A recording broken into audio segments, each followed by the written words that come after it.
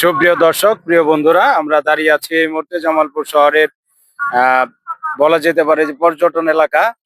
বিকাল হলেই হাজার হাজার মানুষের ঢল নামে, বিশেষ করে শুক্রবারে, যেটা হচ্ছে ফৌজদেরি বালুর মাঠ। আমি এই মুহূর্তে বালুর মাঠে দাঁড়িয়ে আছি। বালুর মাঠের কিছু দৃশ্য দেখাইতে পারো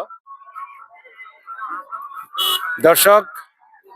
বালুর মাঠে আমার সাথে আছে, আমরা যে একটা কুইজ অনুষ্ঠান করি জামালপুর নিয়ে, 3টা প্রশ্ন, সহজ প্রশ্ন, উত্তর দিতে পারলে 100 টাকা।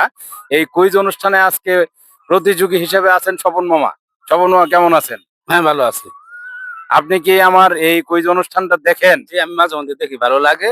এর জন্য আজকে আমি সরাসরি অংশগ্রহণ করতে আসছি। অনেকে অংশগ্রহণ করেছে, তো আমার একটু মনে চাইলো যে আজকে একটু অংশগ্রহণ করি।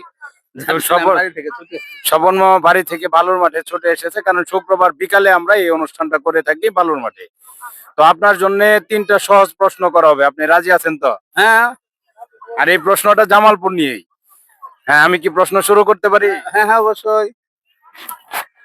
সুপ্রিয় দর্শক, কুইজ অনুষ্ঠানের আজকের প্রথম প্রশ্ন স্বপন মামার জন্য। জামালপুর জেলা কত সালে প্রতিষ্ঠিত হয়? 1981 সালে। দর্শক, উত্তরটা ভুল আছে। 1981 সাল না, এটা জামালপুর জেলা প্রতিষ্ঠিত হয়। এটা আপনারা এই উত্তরটা দিয়ে দিবেন। আমার দ্বিতীয় প্রশ্ন, জামালপুর জেলার পূর্ব নাম কি ছিল? সিংহজানি। দর্শক, এই প্রশ্নের উত্তর স্বপন মামা সঠিক দিয়েছে। জামালপুর জেলার পূর্ব নাম সিংহজানি ছিল। দুটা প্রশ্নের উত্তর, একটা সঠিক হয়েছে, একটা ভুল হয়েছে। এ পর্যায়ে স্বপন মামার জন্য আমার তৃতীয় প্রশ্ন, জামালপুর জেলায় একটি দিঘি আছে, সেটা কার নামে? সেই দিঘিটার নাম কি? এটা হরিশ্চন্দ্র রাজার নামে। সেই দিকে এখন বর্তমানে চন্দ্রা, দেবের পাড় চন্দ্রায় আছে। তো স্বপন মামার এই উত্তরটাও সঠিক। রাজা হরিশ্চন্দ্রের দিঘি নামে পরিচিত দেউরপাড় চন্দ্রায় দিঘিটি অবস্থিত। তো প্রথম প্রশ্নটার উত্তর স্বপন মামা ভুল দিয়েছে, এজন্য আন্তরিকভাবে দুঃখিত। জামালপুর জেলা প্রতিষ্ঠিত হয় 1887 সালে। ও, সরি। তো দর্শক, আপনারা লাইক, কমেন্টস এবং শেয়ার করে পাশে থাকবেন। স্বপন মামার জন্য সান্ত্বনা পুরস্কার আছে, আমরা একটু পরে তাকে সান্ত্বনা পুরস্কার দিব।